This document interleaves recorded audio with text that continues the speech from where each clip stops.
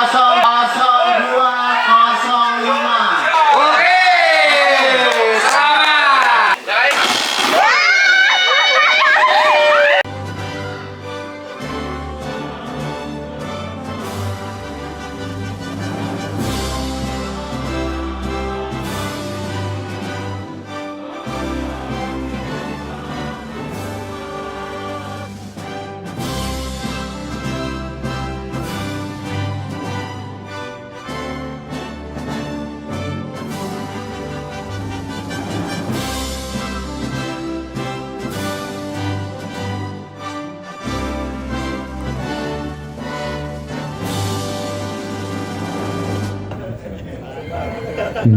Oke, terima kasih kami sampaikan kepada beliau-beliau yang sudah hadir di prosesi upacara pagi hari ini. Sekali lagi kami ucapkan terima kasih yang sebesar-besarnya. Mantap. Teman-teman, ini kita sekarang pengen keluruk ya, keluruk bareng teman-teman Pasuruan, teman-teman Bondowoso. Yuk. Ayo mas. Hah? Ayo mas. Izin rolling bisa. Ayo. Ayo. Kok gampang mudahan malian? Wah, ayo.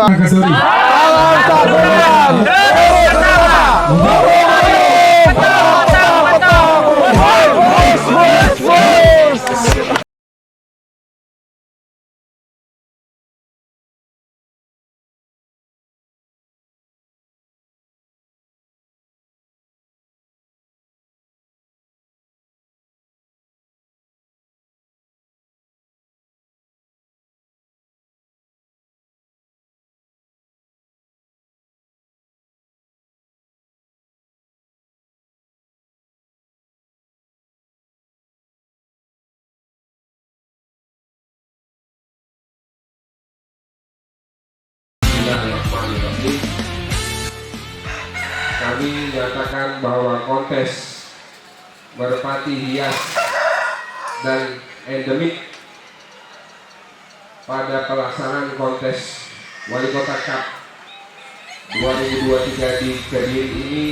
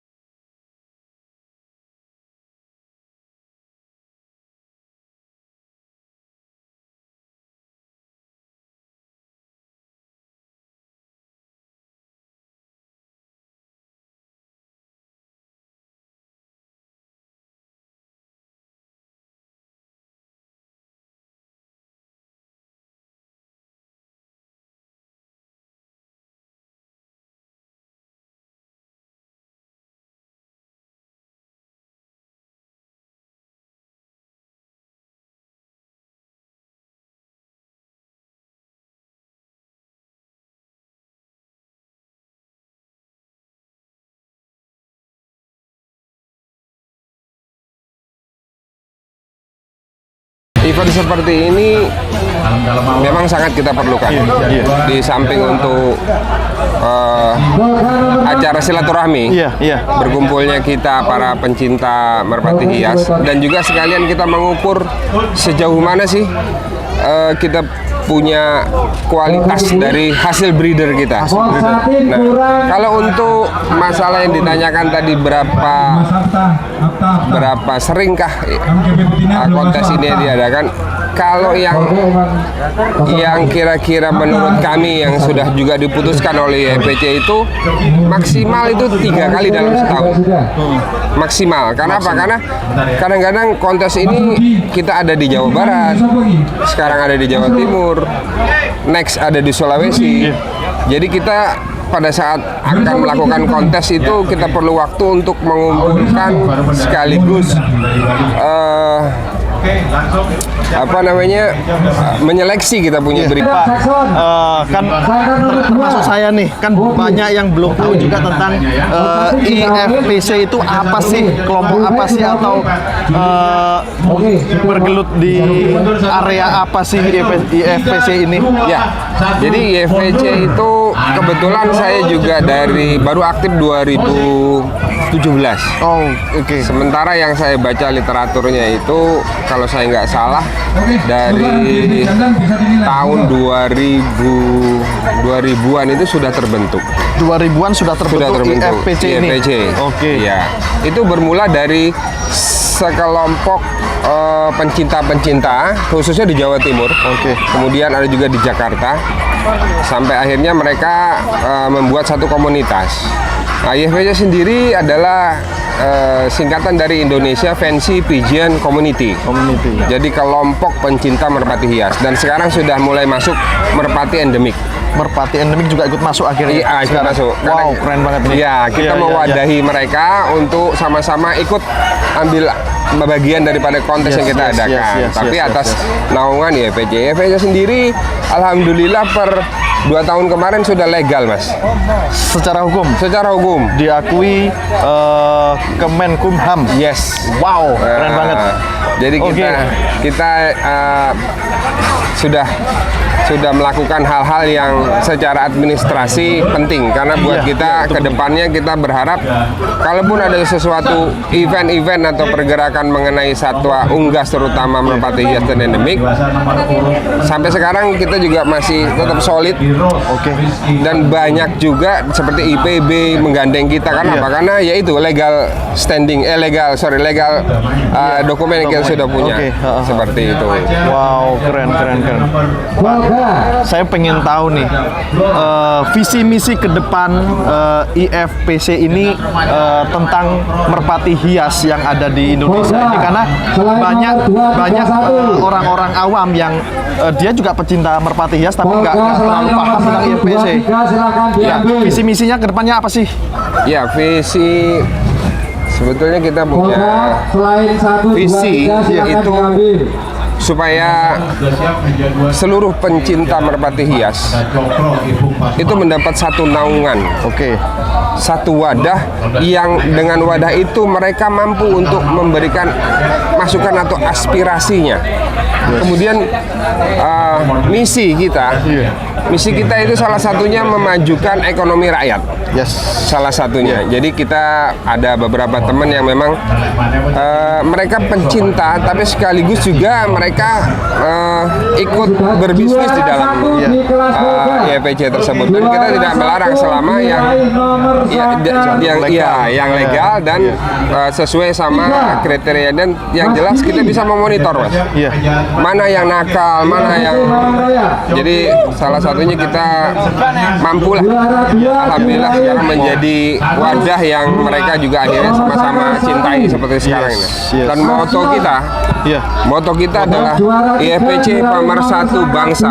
Wow, IFPC Pemersatu Bangsa. Yes. Dari ayam hias, dari merpati hias, kita bisa bangkitkan ekonomi yang terpuruk pasca corona.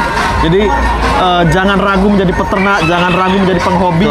Karena dari situ banyak orang bernafas di situ, banyak orang makan di situ. Jadi yuk kita bareng-bareng bangkitkan ekonomi melalui hobi kita masing-masing, terutama di ayam hias dan merpati hias. Begitu ya?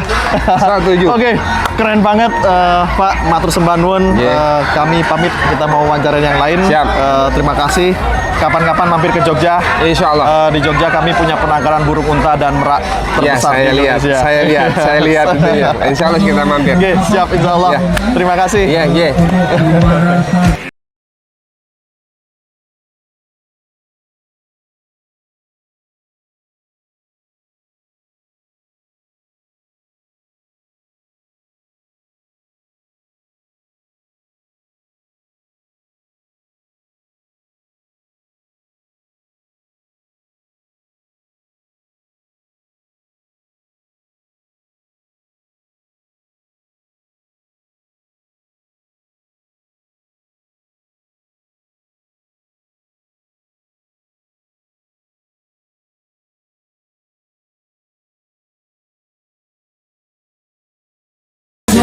apa Indonesia, sebenarnya visi misi ke depan itu kita mau ngapain sih? Mau ngapain nih apa nih untuk ayam hias Indonesia?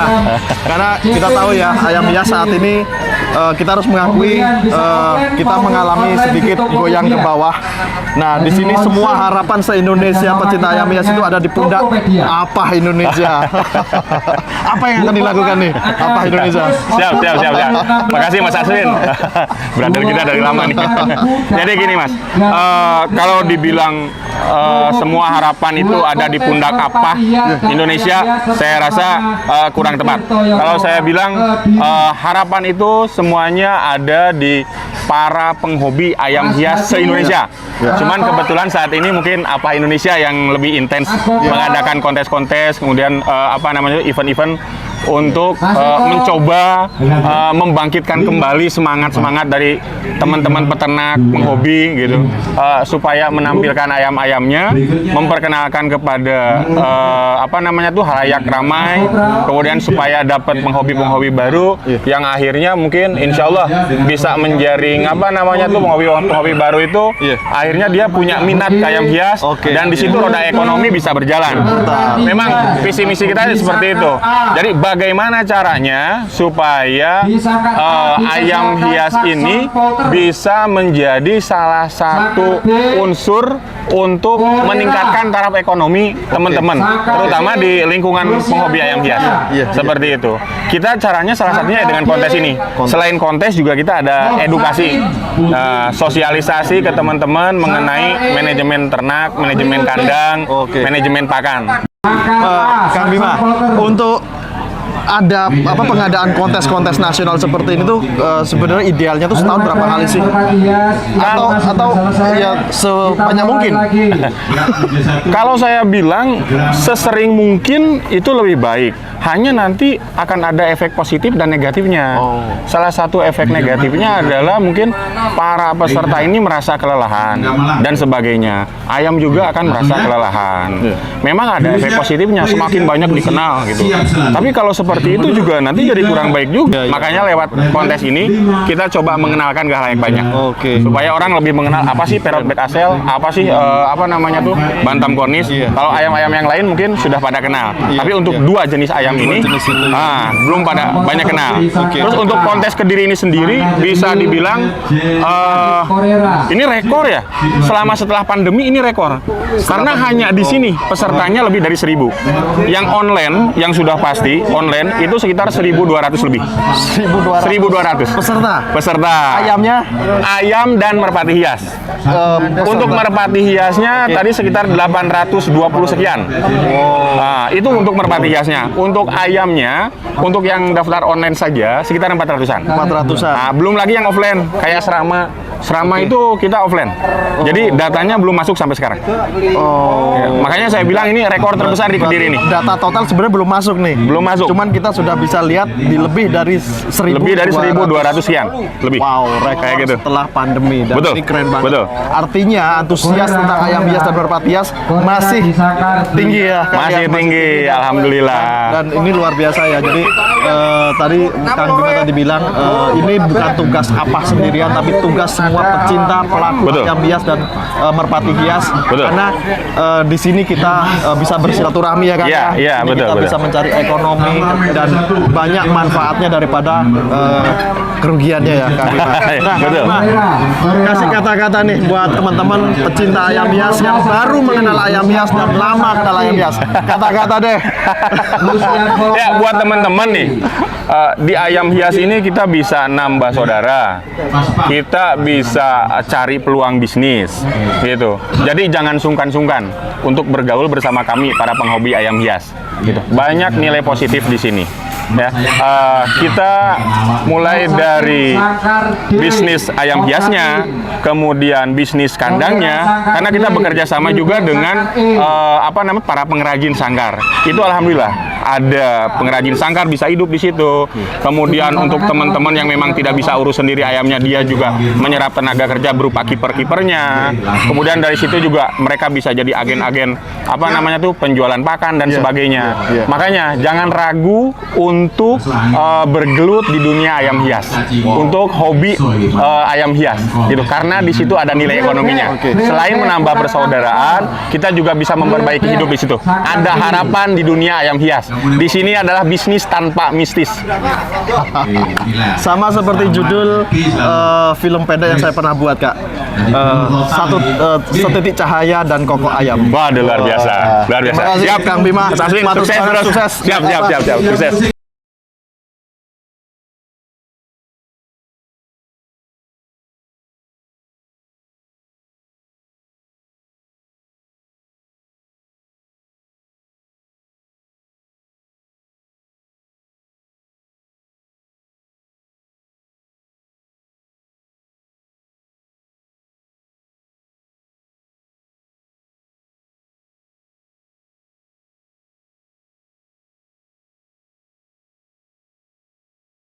Ada Bantam Cocin, ada Polan, ada MGB, ada Silky, dan masih juga yang lain masih ngantuk. Masih banyak ya, masih banyak. Nah, Mas, ada nggak sih kesulitan untuk jadi juri nih? Ayam hias itu kan apa ya? Saya pikir hewan itu kan nggak kayak manusia.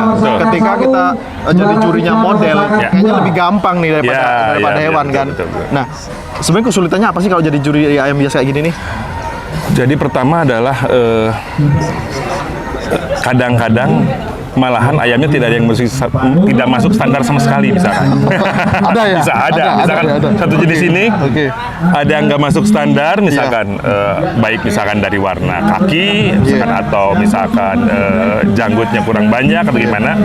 Ada detail-detail yang sebenarnya tidak klop 100% di satu ayam. Misalkan yang ini bagus ininya, yang ininya enggak. Nah, kadang-kadang itu jadi kesulitan untuk nentuin mana yang lebih baik dari yang lain.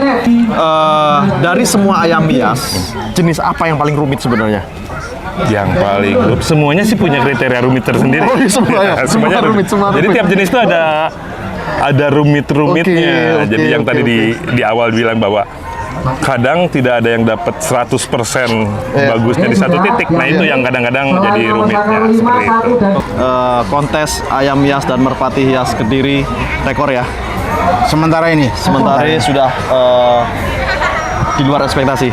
ya 1.000, merpati 800, 800, ayam 300, ayam 300, serama 200. serama 200. Jadi Sekitar total 1.200-an. kurang lebih 1.200 peserta, dan itu masih nambah atau sudah di sini? Sudah Fik, karena kita kan offline. Wow, Nah, benar-benar keren banget. Luar biasa, Mas Naira. Aku mau nanya, sebenarnya yang dikontesin di sini tuh ayam apa aja sih dan merpati apa aja? Kalau merpati hampir dari 80 jenis yang kita 80 jenis. buka di Indonesia kan sekarang estimasi sekitar 80 jenis ya yang berkembang di Indonesia. Kita buka sekitar 71 jenis. 71 jenis yang sudah terdaftar. Terdaftar. Yang 9 jenis kebetulan peserta lebih banyak di luar Jawa, jadi akhirnya nggak bisa tertutup. Untuk ayam kita buka sekitar 35 jenis. Kang Naira, Ya. dari semua peserta ini terdaftar nggak sih dari mananya? Kalau dari kita punya rekodnya. Punya rekodnya paling jauh. Paling jauh untuk Pesertanya dari mana? merpati dari Jambi dan Makassar. Wow, dari Makassar loh. Dari Jambi dan Makassar berangkat.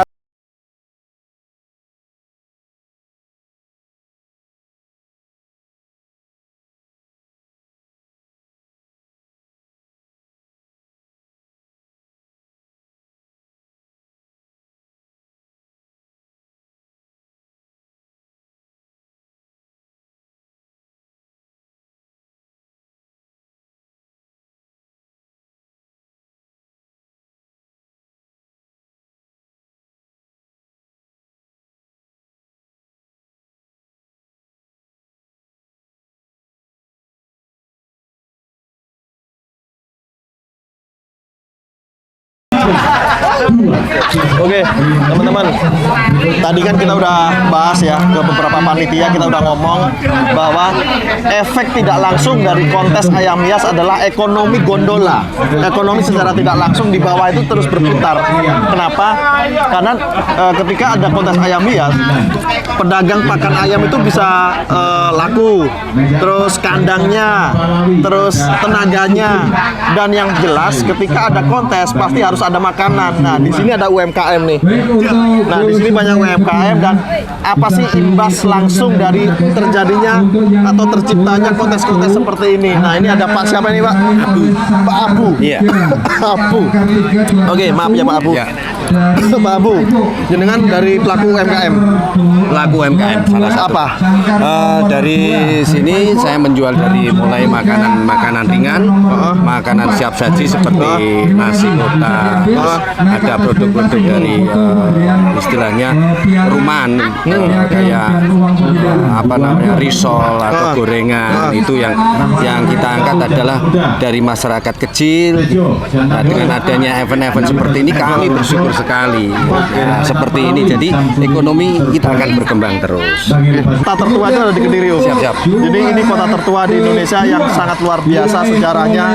Banyak darah di sini, banyak air mata di sini dulu kita rebut dari kemerdekaan, Om. Jadi mudah-mudahan kedepannya kota Kediri bisa berjaya kembali seperti di masa lalu, dan sekali lagi kejayaan itu semua berawal dari ekonomi. Jadi ketika ekonomi berangkat dari bawah, insya Allah di atas juga akan semakin baik. Jadi yang harus dipikir adalah bagaimana di bawah itu bisa mendapatkan fasilitas, mendapatkan kesempatan, mendapatkan perizinan yang mudah, karena dengan seperti itu orang Indonesia itu nggak manja, Om ya. Betul. Nggak manja. Jadi nggak usah terlalu dimanja atau diberikan bantuan, cukup diberi peluang. Orang Indonesia udah jalan semua. Oke, siapa lagi? Syukur. Om Syukur. Om Syukur.